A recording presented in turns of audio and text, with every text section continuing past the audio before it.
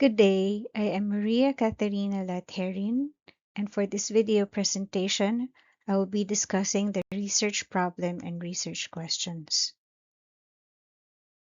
At the end of the lecture, the participants should be able to identify a research problem, clarify the problem, and formulate a hypothesis. According to the Oxford Dictionary, research is defined as the systematic investigation into and study of materials and sources in order to establish facts and reach new conclusions.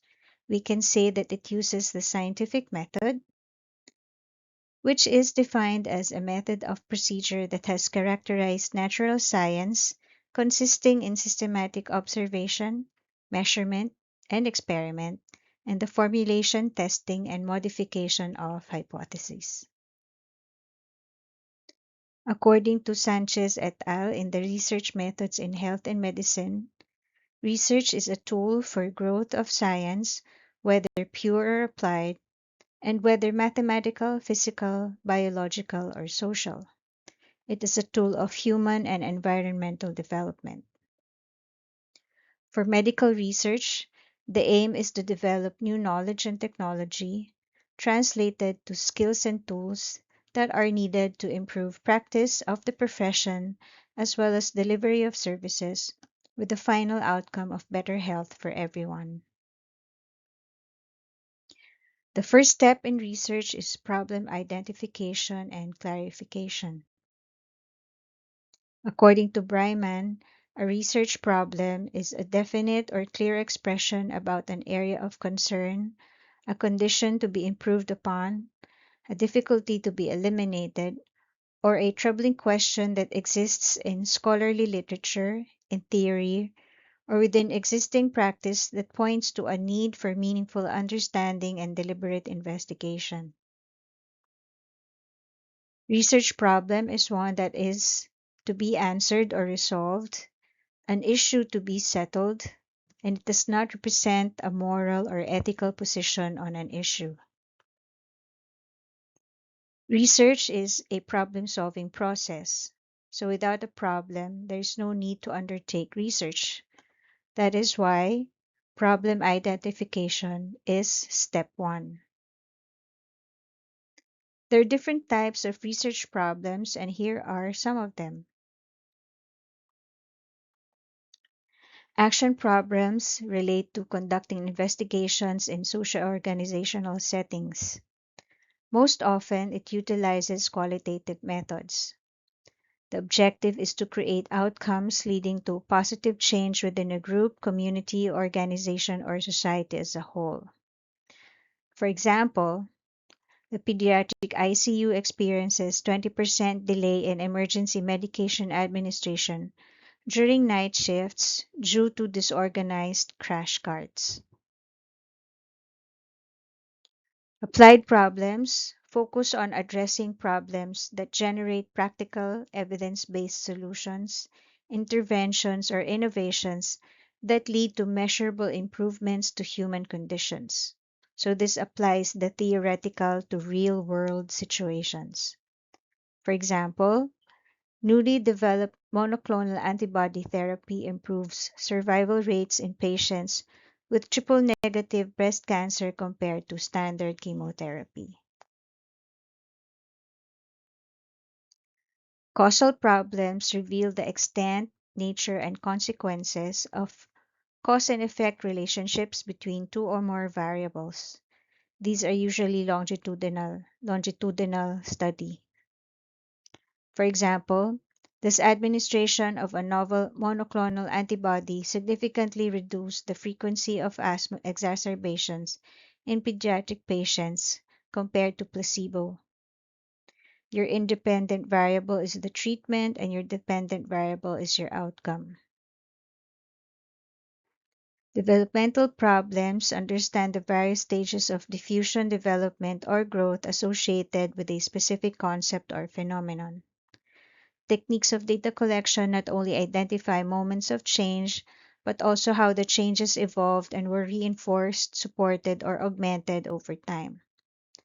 An example of this is Primary care physicians struggle to quickly identify patients with high multimorbidity risks when consulting electronic health records.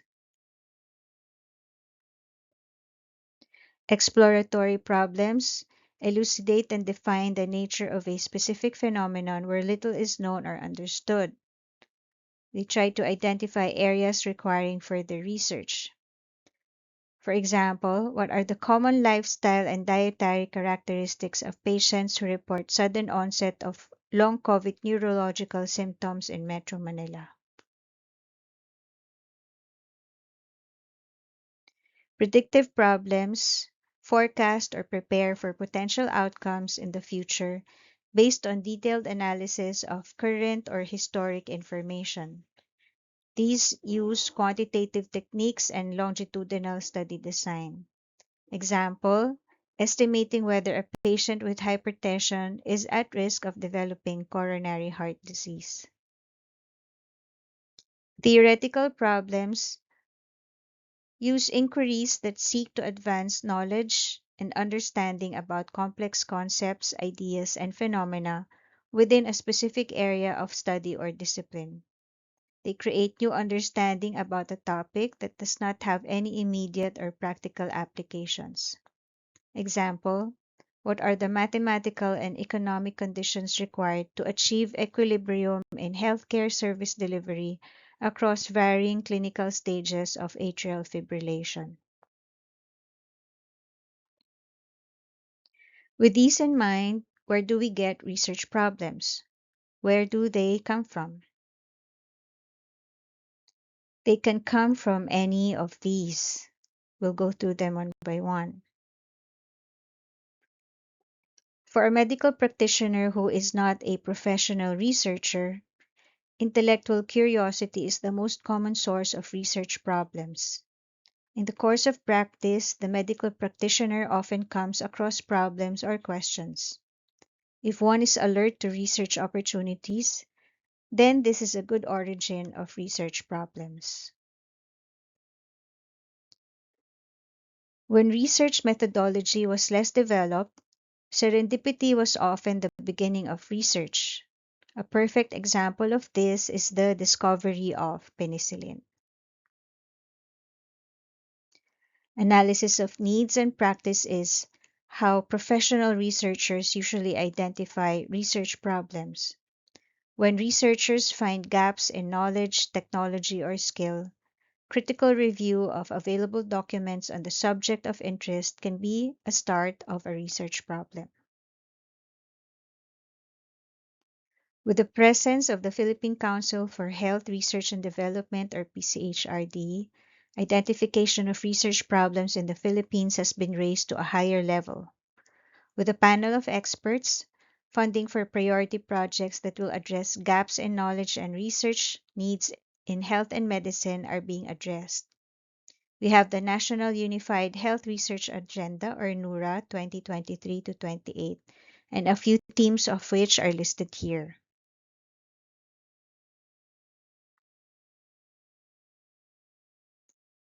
How does one proceed after problem identification?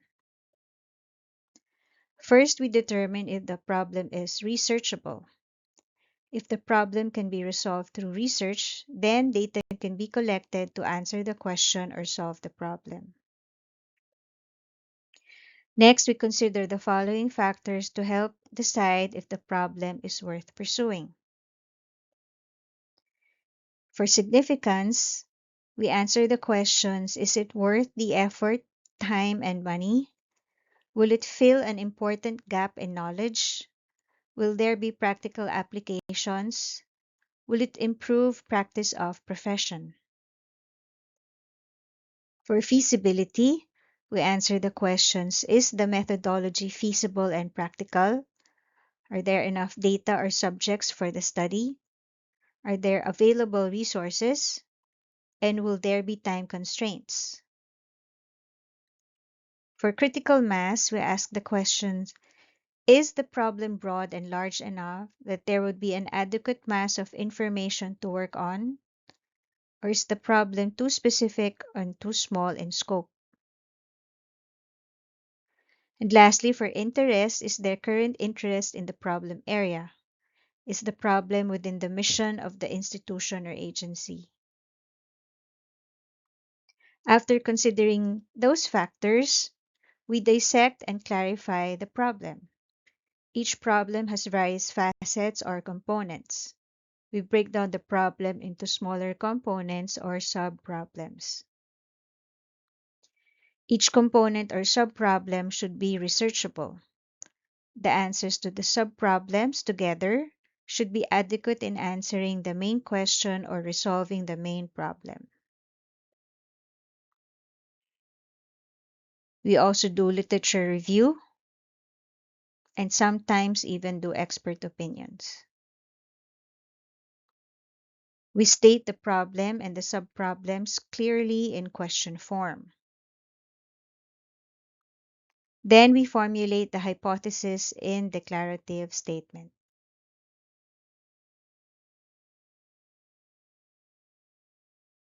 Formulation of hypothesis guides the researcher in identifying, categorizing, and defining in operational terms the pertinent variables. Here are examples of problem and their corresponding hypothesis. Is there a relationship between psoriasis and use of anti-cancer medications? With the hypothesis being psoriasis and use of anti-cancer medications is inversely related.